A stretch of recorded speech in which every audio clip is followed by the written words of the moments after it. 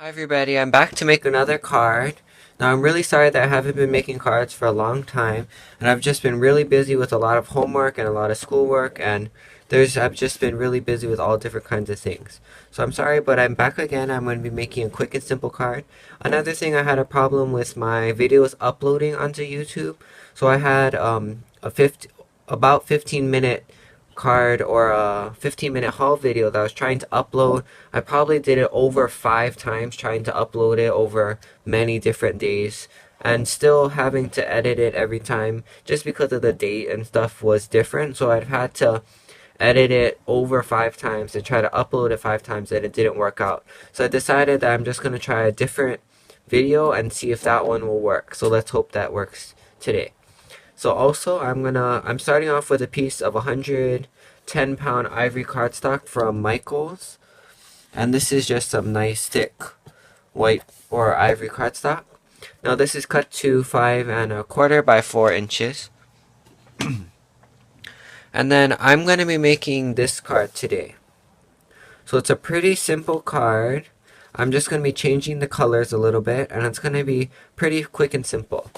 So to do that, I have this die here. I also bought this Nextcare Gentle Paper Tape, and this is it's pretty much the same as the Micropore tape that Jennifer Maguire has been using so much.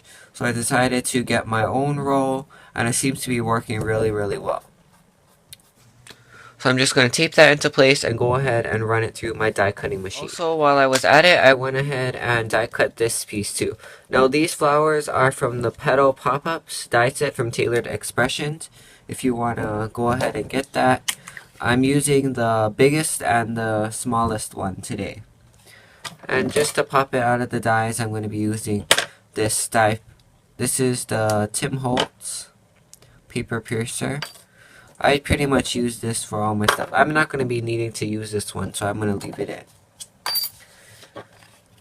Now, as you see here, I have my die cut panel. Now sometimes there's some little strays of the paper, so you might want to just brush it off and kind of fix it up a little bit.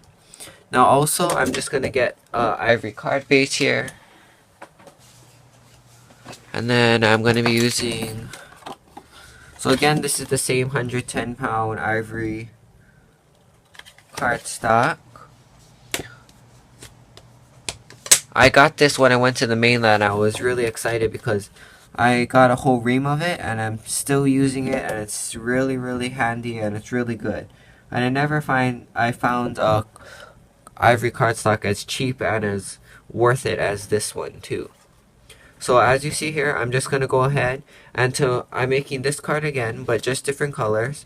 I'm just going to be getting out my mini distress inks and then starting to do the blending. Now what you're going to want to do is center your panel on your card base, and then you're going to want to get a pencil and mark the highest points and as well as the lowest points with a pencil.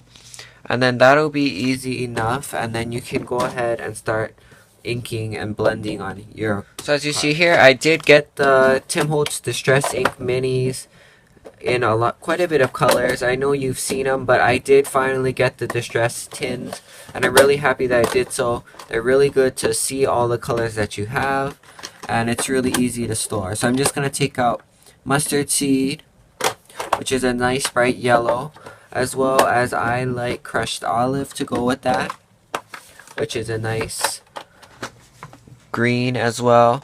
And then I'm going to go with a blue, so I'm going to take Broken China. And then again, I store all my little pads in the back of the mini distress pad, so I can pick them up really easy like that. So now, the trick is that this is the card base, so whatever ink that you have on the edge and you move it, it's going to get on the back. So to prevent that, you want to make sure that you are keeping your card still. So from wherever you are going to start your blending, you want to make sure that you keep your card in that exact spot and you don't move it at all. And then I'm going to go ahead and wipe my surface. So I have just a little wipe there. I'm going to wipe it before I move my card. And then I'm just going to continue blending. If not, you can move it into different spots. And that should be good with the yellow. I might actually do a little bit more in the flower area.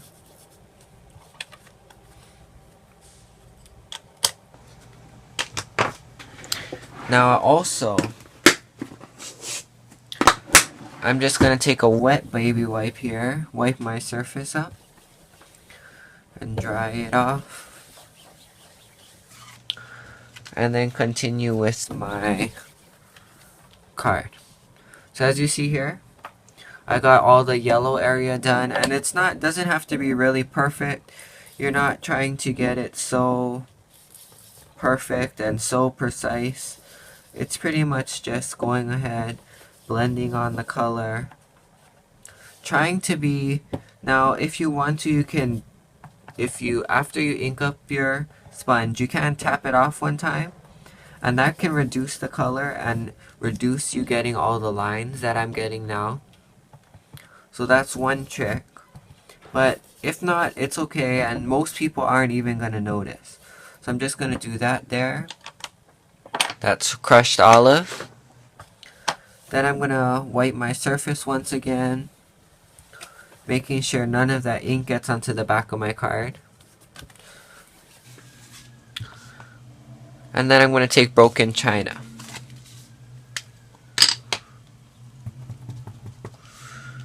And then again, I'm starting, this is the flower, so I'm going to start on the bottom and then work my way up.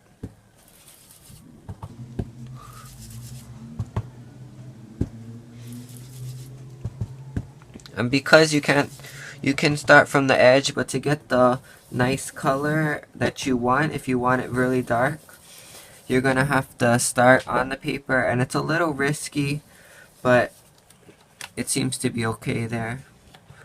Just going to make sure and go over here a little bit. And then once again, wipe my surface. And just going around the edges.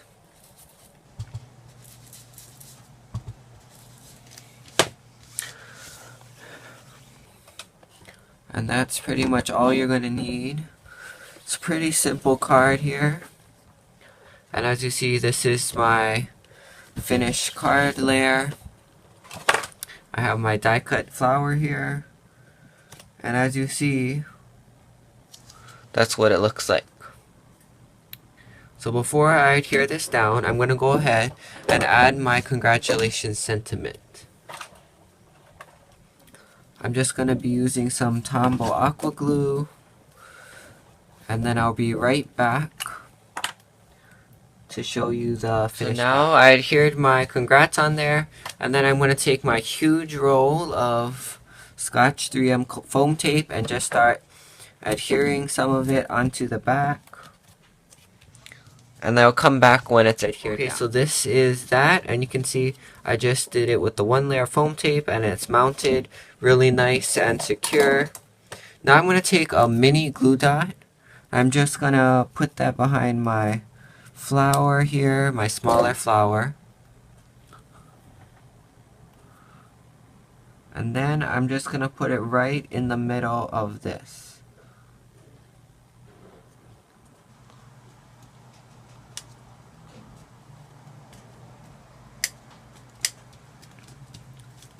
And that's that there.